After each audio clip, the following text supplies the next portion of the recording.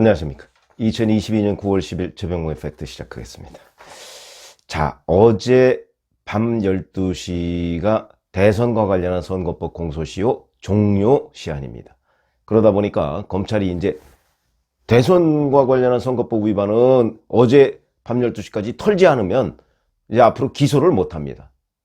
유죄의 어떤 증거가 나오더라도 기소를 못 하게 됩니다. 물론 관련 사건으로 공범이 기소가 되면 다른 공범은 그 사람 재판이 끝날 때까지 그 시효가 정지되는데, 그게 바로 이제 배소연 씨가 기소가 됐으니까 그 공범으로 법인카드 유용 김혜경 씨가 지금 기소 정지된 거 뭐 이런 거하고 마찬가지입니다. 그러니까 그런 거 외에는 못하니까. 근데 어제 마지막 날 검찰이 유튜버들이죠, 열린공감TV하고 가로세로 연구소에 대해서 기소를 했습니다. 열린공감TV 정천수 대표 등 3명.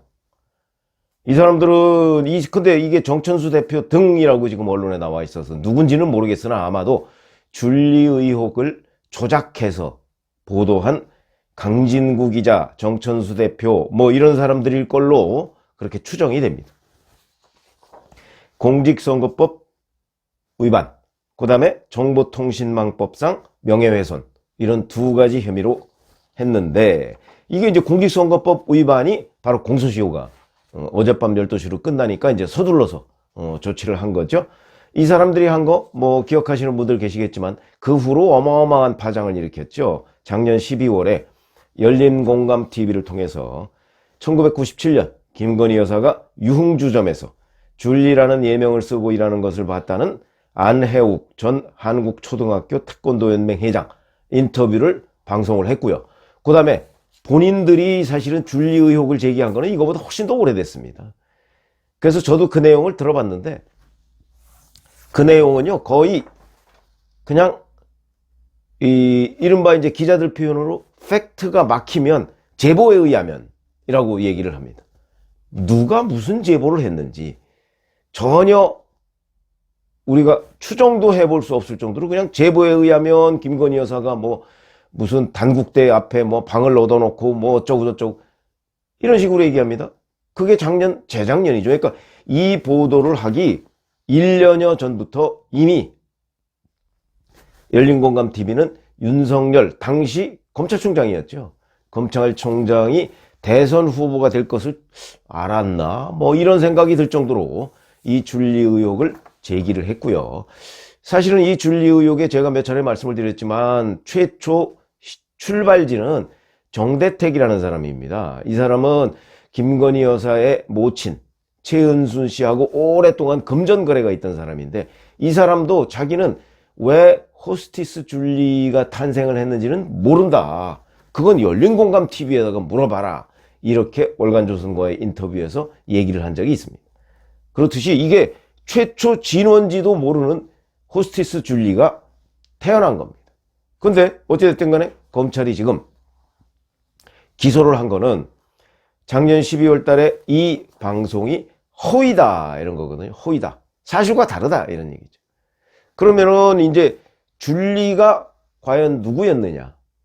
아니면 김건희 여사는, 그럼 호스티스 줄리는 모르겠는데 그 정대택 씨가 얘기하는 건 작가 줄리를 얘기하거든요. 작가 줄리. 그러니까 미대를 나왔으니까 미대생으로서 뭔가 미술 작가, 그 예명을 혹시 줄리라고 썼나? 뭐 이런 의문은 듭니다. 그걸 호스티스 줄리로? 뭐 그럴 가능성은 있죠. 왜냐면 화가들이 뭐 본명이 아니고 예명을 쓸 수는 있으니까. 근데 그것도 현재는 불투명하죠. 근데 적어도 정대택 씨는 작가 줄리 얘기는 계속 하고 있습니다. 그것도 알고 싶은 대목이고.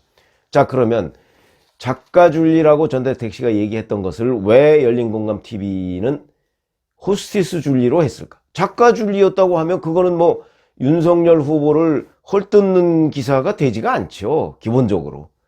아마 그래서 조작을 했을 것으로 보이는데, 이거는 결국 윤석열 후보를 대선에서 낙선시키기 위한 목적이 있다고 봐야 되는 겁니다. 그렇죠? 자, 그런데 이렇게 그냥 기소하고 말면 이 사람들은 아마 이제 허위사실 유포, 그 다음에 정보통신망법상 명예훼손, 뭐 이런 걸로 일정한 정도의 형을 살 겁니다. 그거로 끝이죠. 그리고 다음번에 또 이런 일들이 벌어질 가능성이 매우 높다. 왜? 그 형이 그렇게 높지 않습니다. 그래서 제가 바로 김대업 사건을 지금 설명을 해드리려고 하는 겁니다. 김대업 사건이라는 게 뭐죠? 잘 아시다시피 2002년 그 전에 들어가면 1997년에도 이회창 후보의 아들 병역비리 의혹이 제기된 적이 있었는데 2002년에는 이걸 조금 더 구체화해서 김대업이라는 사람이 아예 조사 단계에서부터 조작을 한 그런 흔적이 역력합니다. 증거도 있고요. 그래서 병역 의혹을 김대업 씨가 제기를 했는데 잘 아시다시피 2002년 판세는 뭐 이거 아니면 그러면 이회창 후보가 당선됐는 그건 뭐 가정이니까 우리가 그걸 단정적으로 얘기할 수는 없지만 제가 이때 이회창 후보 진영을 취재를 했는데 이게 아니었다면 이회창 후보가 당선됐습니다. 뭐 그때 뭐 미군 장갑차 사건 뭐 이런 것도 있고 그랬지만 그럼에도 이회창 후보가 당선이 됐죠. 근데 저는 낙선 이유가 결정적으로 이것 때문이라고 봅니다. 자, 그러면 이런 사건이 사실은 이게 어떤 사건이냐면 김대중 정부였었죠. 이 김대중 정부 말 2001년 6월부터 2002년 2월까지 2002년에 대선이 있었습니다. 이때까지 병역비리 수사를 하는데 그 보조요원으로 김대업 씨가 참여를 했는데 김대업 씨는 이때 감옥에 있었습니다. 감옥에 있는 사람이 수사 보조요원으로 참여할 수 있습니까?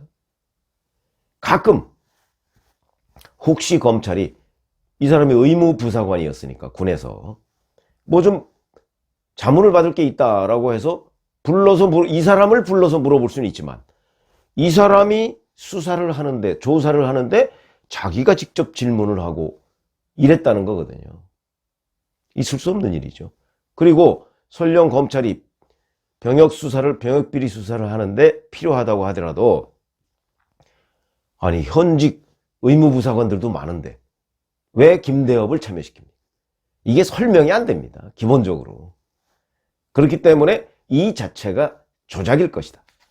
그런데 결국은 또 검사들의 도움, 검사가 이 사건을 수사했으니까 당시 서울중앙지검 특수일부 1부장이 박영관 검사거든요. 박영관 검사가 허락 없이 이게 과연 가능했겠는가? 그런데 이 사람들은 다 무혐의 처분받았습니다. 왜? 언제? 노무현 정부 때. 그거는 노무현 정부 때 노무현 대통령이야말로 이 김대업 사건의 직접적인 수혜자입니다. 본인이 기획을 하지는 않았을지라도 뭐 기획했는지 안 했는지 사실 알 수가 없죠. 관여했는지 안 했는지. 그러나 어찌됐든 간에 최대 수혜자인 건 틀림없죠. 본인이 그 때문에 대통령이 됐으니까. 자, 그러니까 관련 검사들 도움 없이는 불가능했을 거라고 보이는데 그런데 이 관련 검사들은 다 무혐의 처분했다. 이게 단순히 그냥 아이고 뭐 검찰의 제 식구 감싸기 이렇게 얘기할 수 있는 거냐. 저는 그렇게 얘기할 수 없다고 봅니다. 이거는 적어도 특정 검찰이 같이 연루돼서 이 사건을 만들었다. 저는 이렇게 봅니다. 왜냐하면 불가능한 거니까. 지금 예를 들어서 윤석열 정부의 검찰이 자 이재명 대표 어떻게 뭘로 잡으려고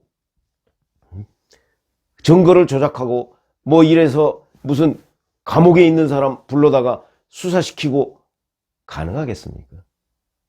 그런데 이런 김대업이 대선 판세에 결정적 영향을 준 김대업이 실제 명예훼손, 무고, 공무원 자격 사칭이라고 했습니다. 수사보조요원을 사칭했다는데 감옥에서 어떻게 사칭합니까?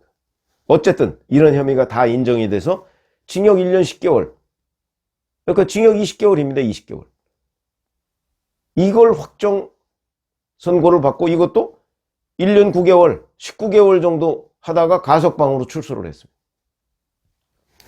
대선 판세를 좌우한 범죄자가 한 20개월 정도 그 일로 인해서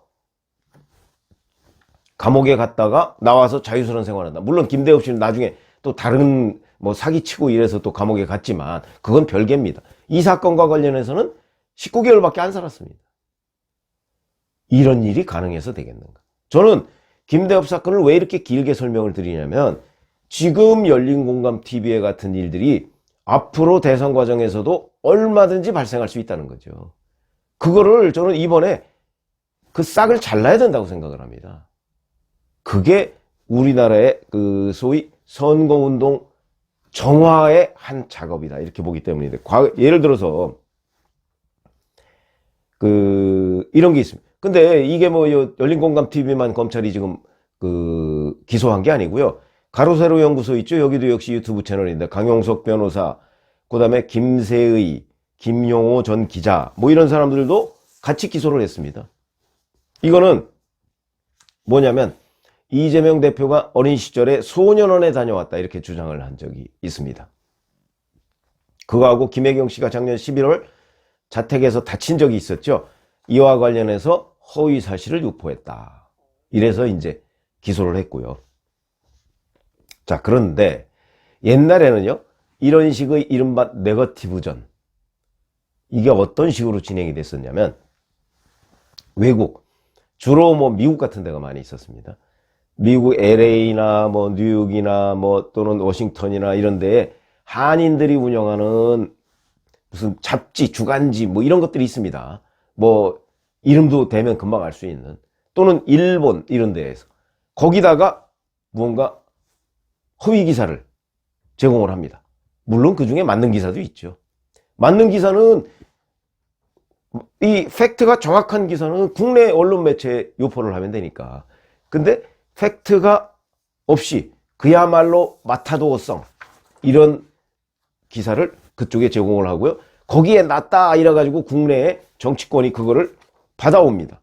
그러고서 국내의 어떤 매체가 뭐 미국 LA 뭐 일본의 어디에 뭐 누가 뭐라고 했다 뭐 그래서 매체가 그걸 보도하고 그걸 정치권이 받아가고, 이게 다 공작적인 과정이라고 봐야죠. 받아가서 문제 제기를 하고 이러면서 이게 이제 확 불거지거든요. 대선 쟁점으로. 그러니까 시간이 좀 걸리죠. 공작하는데 뭐 시간도 좀 걸릴 것이고, 그걸 뭐 들여와서 어쩌고 하는데도 걸릴 것이고, 뭐 이런저런. 요즘은요, 열린공감TV처럼 그렇게 안 합니다.